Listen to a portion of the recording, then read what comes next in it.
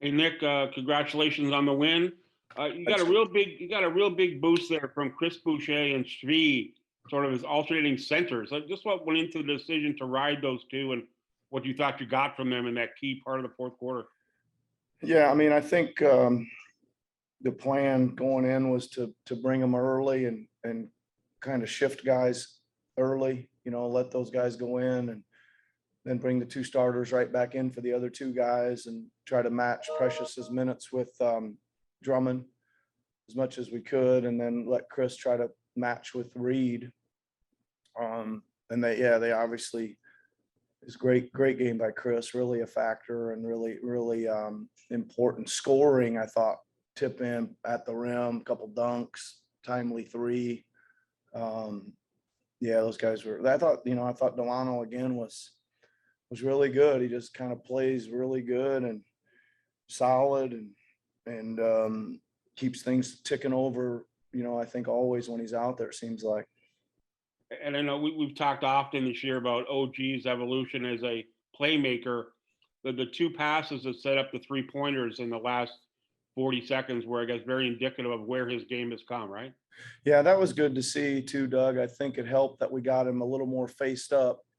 Yeah. Right. Instead of kind of back to the basket and working in such tight quarters. And he knew exactly what he was going to do on that last one.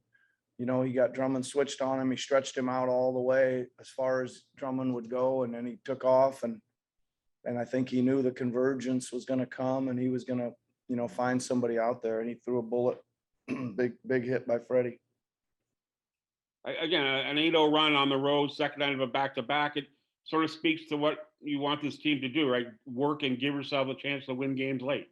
Yeah, I mean, that's it, Doug. I think if you see, we played really hard, man. We're flying around, and when we grab that energy and sustain it for a while, then we're going to be in the game and we're going to have a chance. And I think the ball was going in a lot more tonight than it was last night. That fed that energy, I think, some, and get a lot of offensive rebounds again, another good sign of our energy.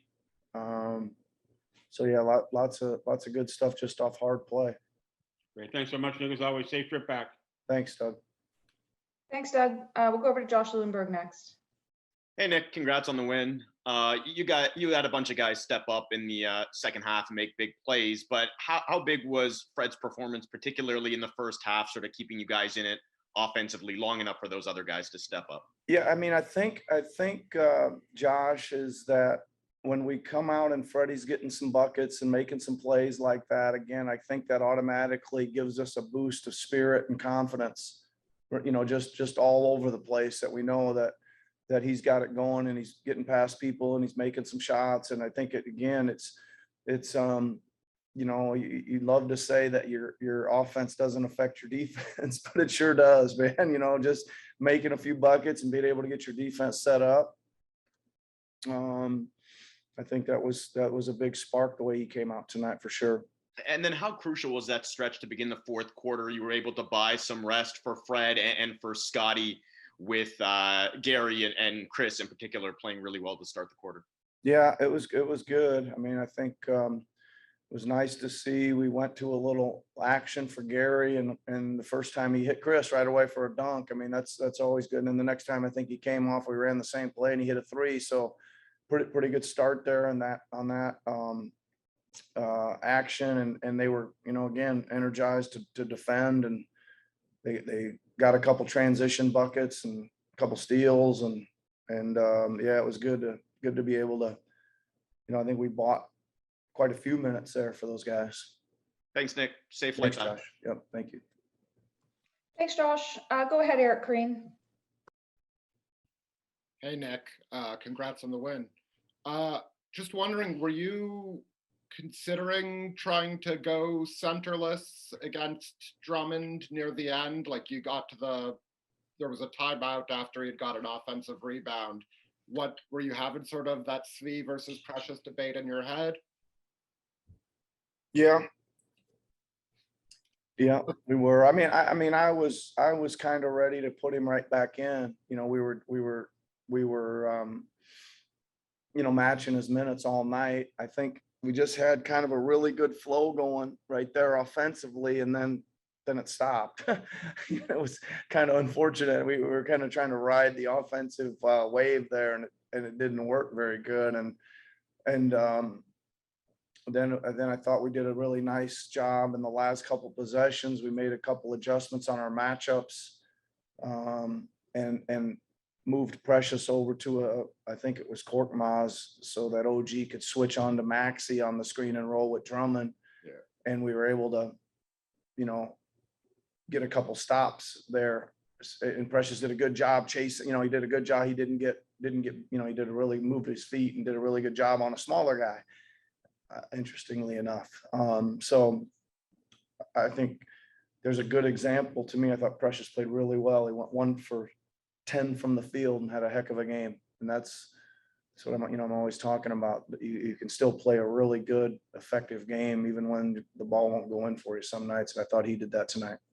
And Scotty, he seemed like in the first half, he was in sort of that passive mode that you're trying to talk about and then in the third quarter, all of a sudden he was, whether it was happenstance or not, he seemed to be touching the ball a lot on putbacks or even out of the half court.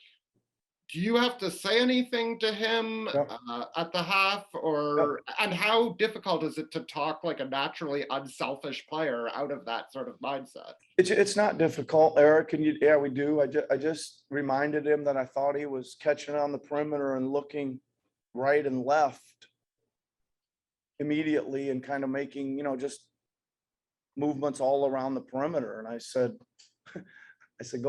go north and south, man. Just go buy him a couple, go get aggressive and start looking at the basket. And that's as simple as that. It's not a difficult conversation, and he's very coachable and did a good job. Thanks, Nick. Safe trip Yep. back. Thank you. Thanks, Eric. Go ahead, Michael Grange. Hey, Nick, you talked before the game about, what it would take for Chris to get going. You went to him pretty early off the bench. Maybe how much of a relief for you was it just to see him? It looks like he's been pressing quite a bit, just to see him show signs of what, we've seen him do here many times. Yeah, I mean, it's good, Michael. I think that, it's really good to see him, have a good Chris Boucher type game. And I don't read all that much into it. I kind of, I think he probably had what he would say was not a very good game last night and not great energy and, all kinds of things. But, today's a new day, and you just kind of say, man, we're rolling you out there. Let's go, man. And he just responded, and I think that's a good sign. And we've got enough evidence or data on him to know what he's capable of to keep rolling him back out there and not say, we got to go somewhere else. So it's nice to get some, we believe in him, and you keep telling him that, and he produced tonight. So good for him. Those 2 plays OG made at the end, kind of roll the ball to him and let him wind the clock down. And what did you think of his process and his decision making on those 2 possessions? Yeah, I mean, it was good. They, he had to get into the screen and roll. They were switching 1 through 5, so we knew we were going to get some, maybe we were trying to find a matchup we thought was favorable. We didn't get a couple of them executed, but we did, get the switch. And Drummond's not. He's a pretty good perimeter defender too. He's not a big out there.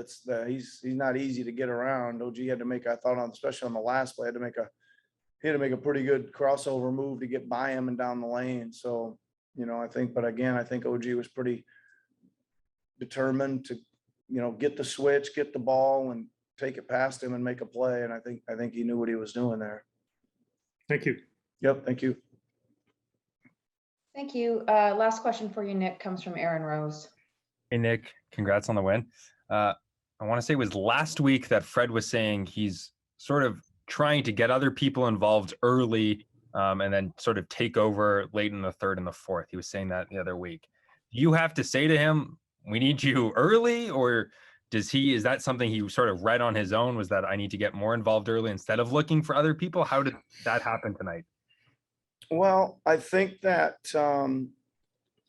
you can kind of, I always talk about the best laid plans going into a game, or you can get a thought process going and it not turn out quite what you thought it might be. Again, I think it really matters. You get out there and you see the game, how it unfolds.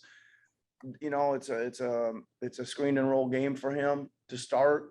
Drummond's back protecting the paint and the basket, so he's going to have a little freedom to play if we set good screens out there. So I think he knows that, and he's comes out aggressive, knowing he's going to have some space in the 3-point line or in the 17, 15-foot area or some driving lanes. So I think he was just ready to go and probably decided he would get us off to a good start by being aggressive tonight. And I don't know if you saw, but Lowry's mother was in attendance tonight. Is that how it works in the Raptors family? Once you're a Raptor for life? Is I she? didn't know that. That's great. That's great. She's used to coming to Raptors games here for a lot of years. She probably had it on the calendar, but that's nice that she was here.